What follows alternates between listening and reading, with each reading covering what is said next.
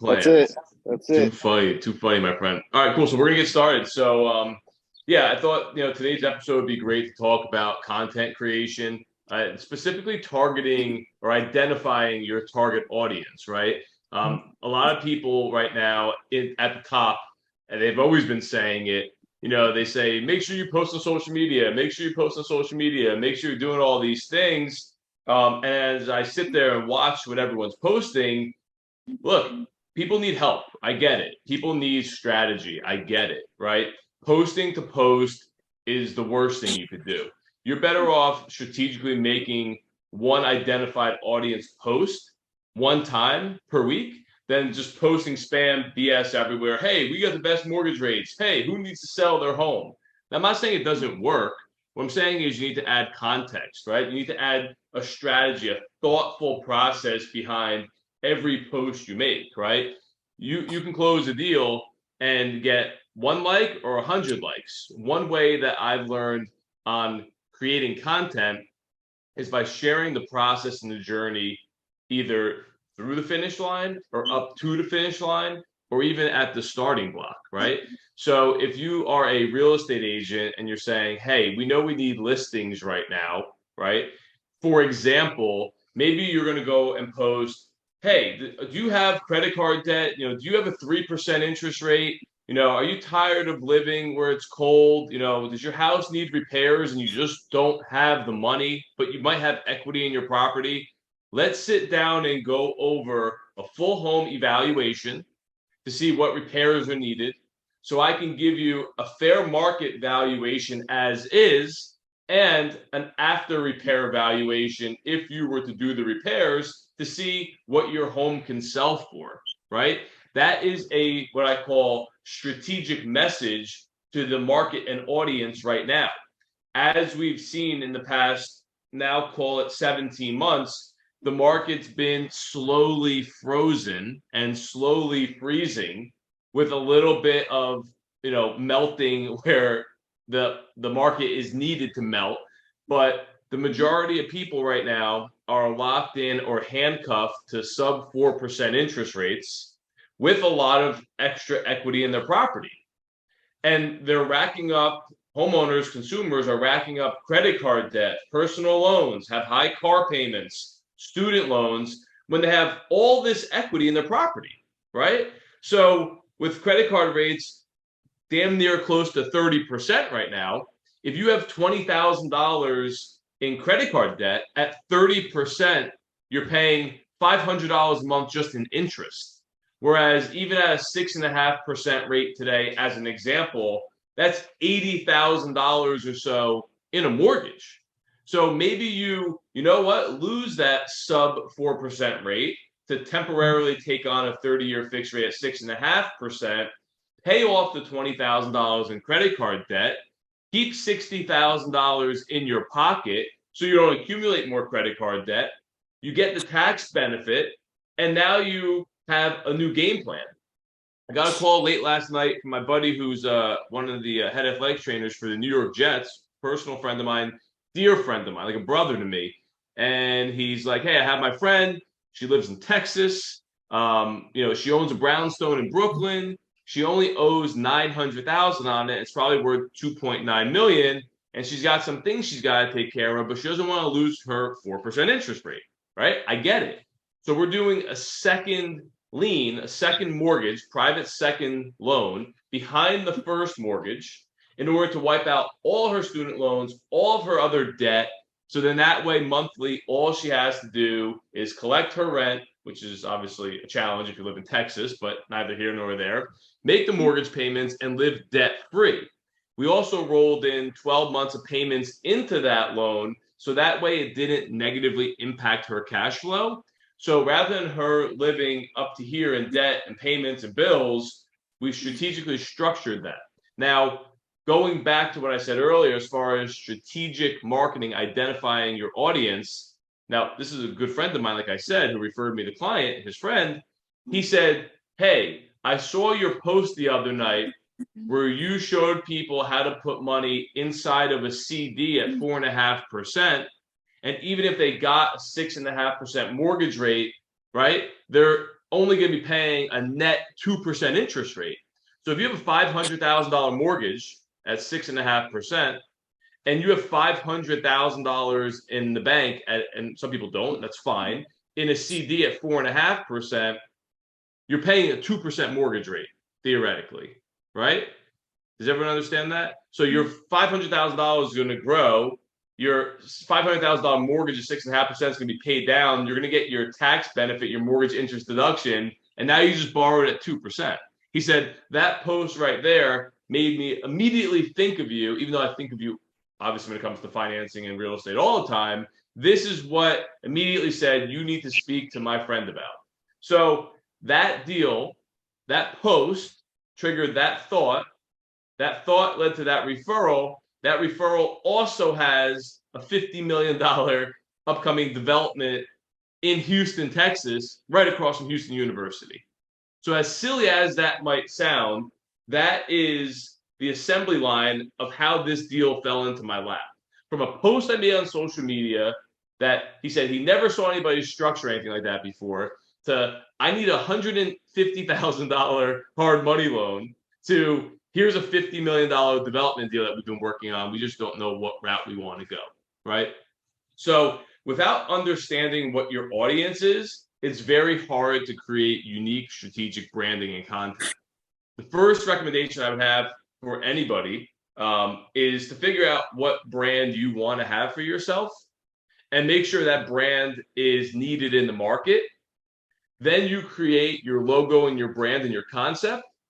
And then you go out and create the content and document and show your daily routine and activities of what you're doing to back up your brand. Too many people are running around right now today without a brand, without a mission, without a strategy, and just say, I need deals, I need deals, I need deals. I need deals is not a strategy. Hoping interest rates drop 2% is not a strategy, right? What you do daily and what you live by is a strategy. And that strategy can change by the minute, by the hour, by the deal. But without knowing who you're talking to, it's nearly impossible to succeed from creating content. Now, you might have different pockets of strategy depending on where you're located, depending on what your business model is. But in one area, if you're targeting luxury homeowners, and in one area, you're targeting multifamily investors, those are not the same people you create content for with one post. You need to speak to each one of those individually. The luxury home buyer is different than the FHA multifamily home buyer, right? Selling a piece of land versus selling a 100-unit rental building are two different buyers, most likely, right? So until you figure out your audience or you figure out your product, you can't put a full game plan together.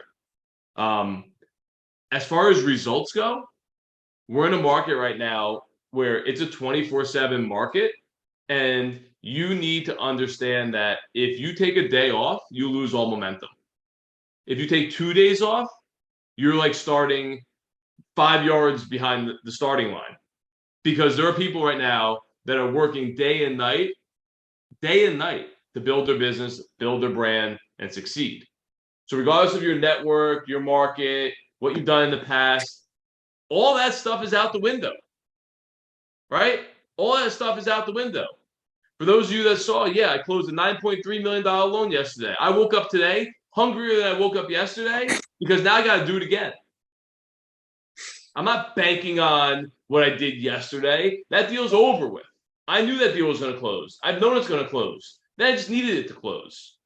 But now the key is taking that deal and identifying my audience that I know needs to see that deal and educating them on A, how I got the deal closed, and B, letting them know in the future if they come across any of these hurdles or hear any of these phrases, such as litigation, to think of me first. So the best way to market yourself is to market the deals you've closed. Because if you market the deals that you've closed, there is a whole nother thousands of people that are your target audience that either currently fall into that demographic and situation or at some point in life will want to be in that situation, whether it's a developer, a first-time homeowner, a luxury home seller, a middle market affordable home seller, right? But every time you close a deal, you need to educate your market on who your audience is for that specific deal closing. I've never closed a deal in my entire career where someone else didn't either need that type of financing or potentially, want to be a part of that potential financing. So what I would tell everybody that's listening right now is you need to basically look in the mirror at your brand, and you need to look in the mirror at what type of content you're putting out in today's relevant market conditions.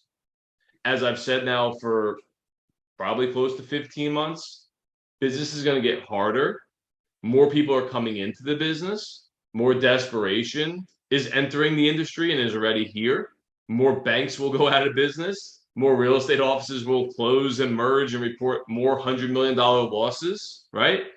But you guys can't control all that. What you can control is being strategic about what you do and working every single day. If you don't have deals right now, you shouldn't be getting up at 9 a.m., 10 a.m., 11 a.m. You should be getting up at 6 a.m., at 7 a.m., and control what you can. But I can tell you out right now, there are a lot of opportunities in the market. You just need to go find them. And if you can't find them with what you're doing, expand your horizons, expand your audience, expand your demographic. If you're lazy and you only want to drive 20 miles around where you live, drive 40 miles because there are deals out there. And from one thing I've learned in this business, you're only as good as your last deal. And people don't want to keep seeing your name and face, which means you need to go to a market or an audience or an area that doesn't know you or your face and break bread with new people. And if you break bread with new people, you will find more people that you want to be a part of your tribe. And that's what it boils down to. When I entered the business in 2007, early 2008, the market was down. There were no deals. Everyone was out. I couldn't market anything, right? Because I had no business. I was 20 years old. I couldn't market closed deals because there were no closed deals, right? So I shut my mouth and I worked. I drove 70 miles to the Bronx every day, 70 miles back into Jersey every single day. And I went hunting for deals. And the more you go hunting for deals and the more you show people you're hunting for deals, the more people see that you're working, they follow you, they like you, and then they give you business. So if you think you're at a disadvantage or the market's tough today in 2023, it's not tough. You just have to work because that's what this business is. And on top of having to work for the business, right? You need to ignore all the noise and bullshit that everyone else is out there posting and spamming, not bringing value, just posting, hey, homie, you need to sell your home. Hey, homie, you have the best mortgage rate, right? Guess what? There's 200,000 plus mortgage people posting that. And there's 1.6 million realtors also posting that same boring bullshit. So if you don't stand out, if you don't create a brand that's unique, and you don't identify your audience, you have zero chance of succeeding in this market. And a year from now, May 17, 2024, there's a good chance you're probably not even in the game. So what you do these next 90 days, because I always call it the summer death trap. Kids are out of school. If your wife or somebody you know or yourself are a teacher, you take off, you go on vacation, right? It's nice. You check out on Friday at 1 o'clock. Meanwhile, you didn't work Monday through Thursday either. And then you're not available on the weekends. So the majority of people in this industry fall into that summer death trap.